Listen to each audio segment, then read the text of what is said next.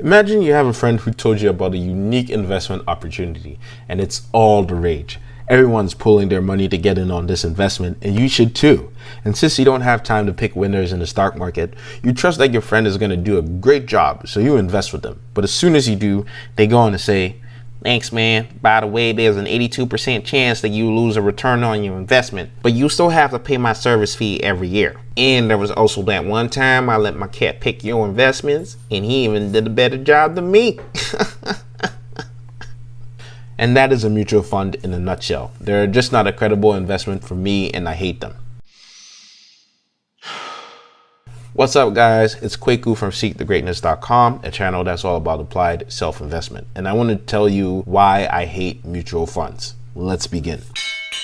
So, mutual funds are actively managed investments by professional stock analysts. Investors pull all their money into these funds, and then it's up to the stock analysts to try and beat the stock market and give back the investors a good return on their money. They date back to the 1920s. They were very popular because it gave regular folks access to the stock market. That's because most people didn't have access to financial advisors or big hedge funds because they were either too expensive or you needed a lot of money to invest. We're talking six figures and up. On top of that, they also diversify and personalize your portfolio. So I get why they are a thing. But here's why I go cold on mutual funds. During the 70s, financial academics discovered most mutual funds couldn't beat the stock market. In fact, in a 10-year return ending in 2015, 82% of actively managed mutual funds failed to beat the S&P 500, which means you don't even get the basic returns of the stock market. Oh man. In 2007, Warren Buffett placed $1 million bet that the S&P 500 index would beat a basket of mutual funds over 10 years. After 10 years, the index fund returned 7.1%.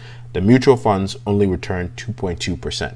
So how is it that professional stock analysts who are supposed to manage your mutual funds can't beat the market 82% of the time? What's up with that?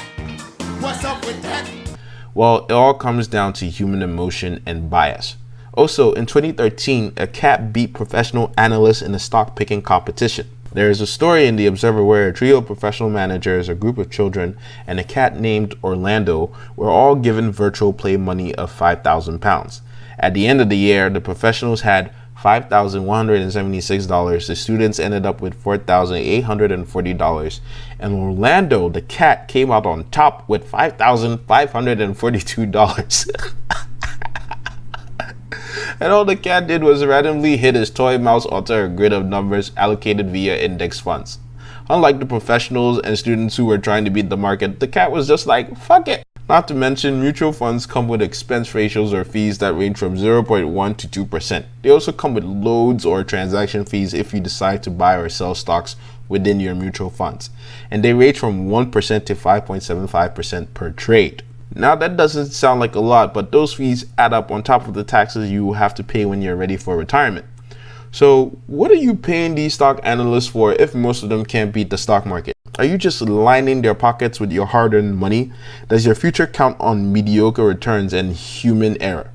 With all that said, mutual funds can kick rocks. I'm gonna go with the billionaire trader and Orlando the cat. They know what they're doing. Index funds are mutual funds or ETFs that track specific stock markets. They're also diversified. This gives you broad market exposure and limits risk. They're also consistent. For example, the S&P 500 index has produced an average annual return of 10% since 1926. They're cheap because they have lower expense ratios or fees. They range from an annual fee of 0.14% to 0.75%. And they're just passive, you just buy your index fund or ETF and then forget it. You don't need to analyze charts or listen in on live earnings call because it tracks the stock market. Overall, you can just sit back and relax. Now, it's very obvious that I have a disdain for mutual funds, but you can see why I like index funds and why I'd recommend them to you, especially if you're a beginner investor. So with that said, do your own research because this isn't financial advice. That's my disclaimer. And that's why I hate mutual funds, because index funds make more sense to me instead.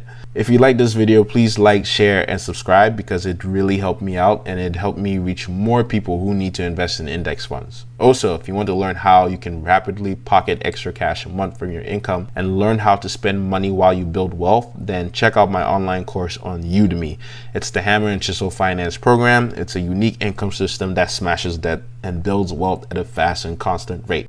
I've used this program to pay off over $20,000 in debt, boost my credit score to 780, destroy my student loans by 340% a month, and build up to $8,000 in assets. And what this program does is make paying off bad debt, saving, and investing your money really fun and addictive. You need to check it out because this program is a game changer, so don't sleep on it. The first lesson is free and the discount code and link is in the description. So start building wealth today and enroll in the Hammer and Chisel Finance Program. This is Kwaku. I love you all and remember to seek the greatness within you. Peace.